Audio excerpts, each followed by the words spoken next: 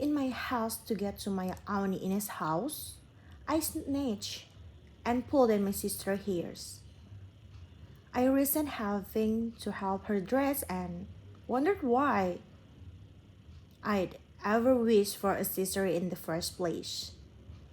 A brother could have pulled on a pair of shorts and run outside with a crowd and no help for me. At last I was ready and stood in front of Grandma for her instruction. Now, Dianamai, I want you to take this quilt with you over to Ines for the new baby. Grandma folded into a square and handed it to me. Okay, I waited for further orders. What's the matter with you, girl? Nothing, Grandma. Well then just stand there. Gotta move on. Ines that baby last night and if you didn't get over there and help with them other young aunts, she'll be up milking cows. I headed for the door. Wait just a second. I'm not done. I thought you want me to get a move on. Don't get sassy now. I'm sorry, Grandma. That's my girl. Now, you know your own face over there. But I need Faye to come home and help me and Grandpa in the field today. So I need you to hurry your hygiene up.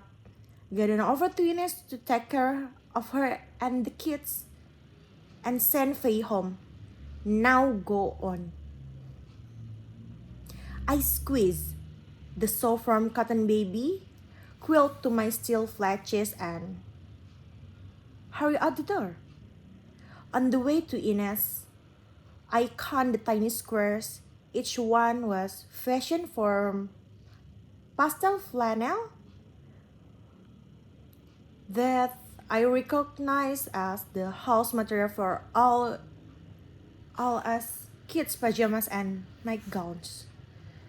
Miniature flowers, duck, and cowboys sat side by side in 360 blocks the size of alphabet blocks, waiting to provide a new little human with the warmth and security that Grandma brought.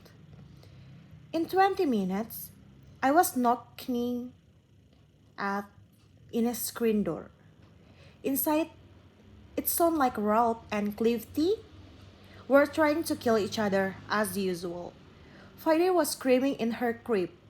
My mother's stepsister unlatched the screen, pried the quilt loose from my finger, and led me to the curtain corner of the front room that served as Ines and Slick bedroom. There sat Ines at sewing machine, pedaling the treadle as if her life depended on it. Ines, Diana Mice here. I gotta go home. Show her how to feed Friday before. That child yes her lungs out. And how to change George too. She looked up from the machine just long enough to deliver the orders and glanced at me. Faye took me on a speedy trip through the two-room house. Showed me the milk, the bottles, the nipples, and a diapers. Then changed the new baby so fast I couldn't begin to see how she done it.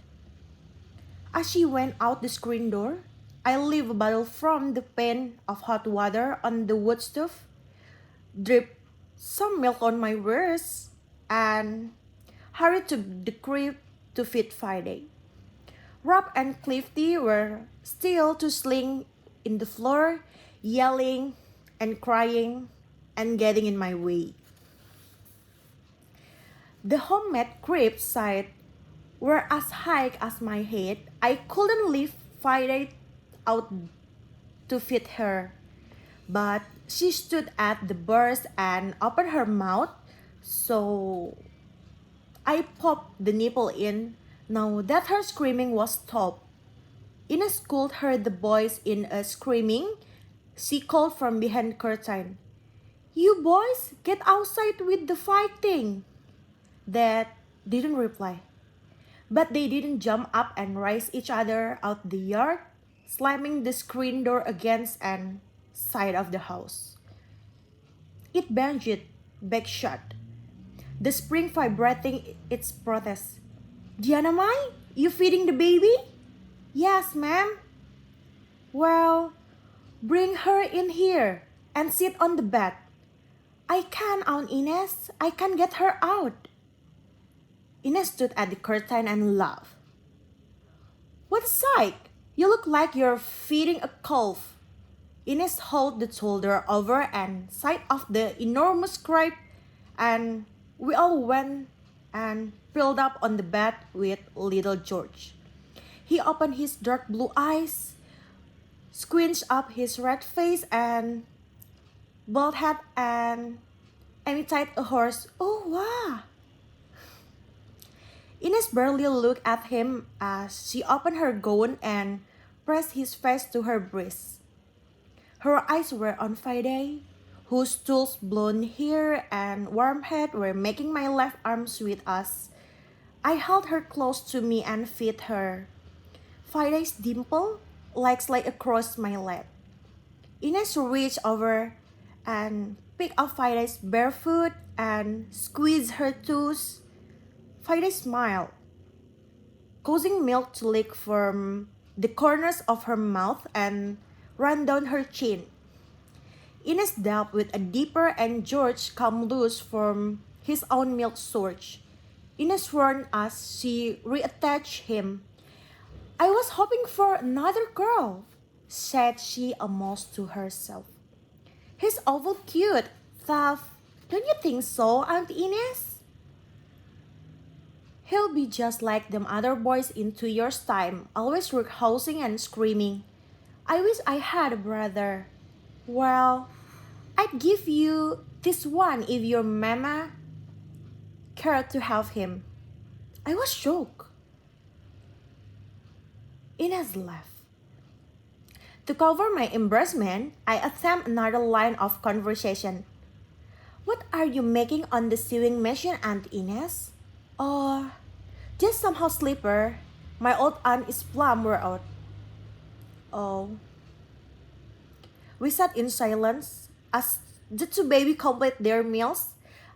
In the outside, the boys continued to scrap like a couple of hound dogs. Rob would tease, Clifty would cry, Rob would hit him to shoot him up. Then they would fight until they grew bored enough to start the cycle new. When George stopped nursing, Ines put him in the middle of the bed and pulled Friday from my arms. I will take over here, dear Mai. You go tell them boys to get in some fresh water and more wood. Your mama say to get some water and some wood. I yelled from the porch.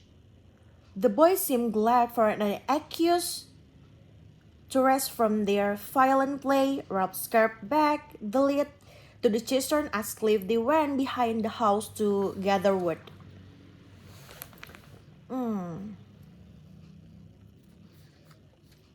I straightened the front room as well as I could, then went in the kitchen. It was almost noon, so I thought I'd make dinner for all of us.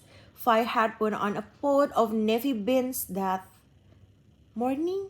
I added water, stir, and taste. I decided to make a batch of cornbread and bash it myself with that core. The boys were in and out of the kitchen, filling with books, the bucket, the basin. Then they were pushing and shoving each other again. So I sent them to the chicken house to gather egg. When the hot pan of fresh cornbread was cooling on the rack, I tipped over to Ines' corner and pulled back the curtain, expecting to find 3 napping faces. George still sleep in the middle of bed. Ines lay on her side, her arm hanging off the edge. But Fido was nowhere to be seen. I rolled back and frantically searched the rest of the house. When I looked everywhere, except under bed, I tried there too. No Fidei. Where's Fidei? I heard outside. I ran to the chicken house. Rap and Clifty stood outside it, pelting each other with handsful of manure. Boys, have you seen Fidei? Huh? They stopped their war and stared at me. Well, she's not in the house. Come help me find her. Fidei! Fidei! We called together. Ines came running from the house. Barefoot, tangled hair flying, gown clinging to her lacking breasts.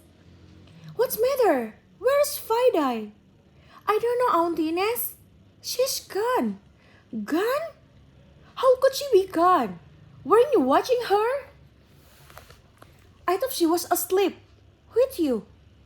I was in the kitchen making dinner. Oh God! She ran around the side of the house and I heard her scream. The boys and I ran to her. She was stretched flat out on the ground, her arms reaching into the open cistern as she screamed for us to help. I peered down into the dark hole, knowing what I'd see and praying it wasn't true. Below us, face down, floated the yellow-haired toddler. Ines got her out, but it looked as though it was already too late. I tried to become invisible as Ines' horrible, wrenching sobs filled in the air. Suddenly, I remembered the newborn, and I ran back inside to check on him. He lay undisturbed where I had last seen him. Why couldn't Fidei have done the same? I ran back outside, where Ines was pumping Fidei's arms across her tiny chest. Fidei coughed, then vomited, then cried almost as loud as Ines had a few moments before. Ines yanked her up, tossed her over her shoulder, and carried her inside, dripping water across the floor. She collapsed with her into the rocker, forgetting about the rest of us. I went in and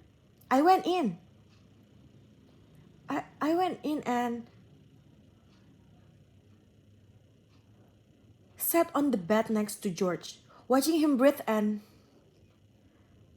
remember how hard I had prayed for a baby sister. I remember how happy I had been when she was born with shame. I remember that the last I seen her had purposely pulled her hair. What if something happened to her like what almost happened to Fidei? Our daddy had died. My sister could die too. That night, after I was questioned by grandma until I was hoarse from replies and held back tears, I helped my sister get ready for bed. In her pajamas, covered with faded duck, and sat on stool while I fetched the hairbrush. When I raised my arm to brush her hair, she flinched. Don't worry, Howdy. I'm gonna be gentle. I'll try real hard not to pull your hair, okay? She nodded her essence. You help me by sitting. Real still okay? I will.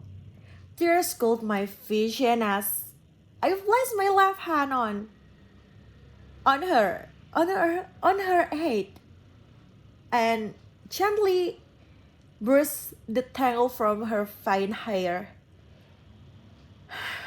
Heaven had sent me sister, and I still had her. Ralph, Clifty, and George had nearly lost theirs today. Maybe it was my fault. I hadn't watched her every minute, but I hadn't watched my sister every minute either, and I still had her. Life was a mystery. I would never unravel, but I didn't understand that I had been given a second chance to appreciate my sister. When we were both ready, I led her to our sleeping pallet on the floor in front of room, covered us with a summer quilt, and added a special thank you to my prayers.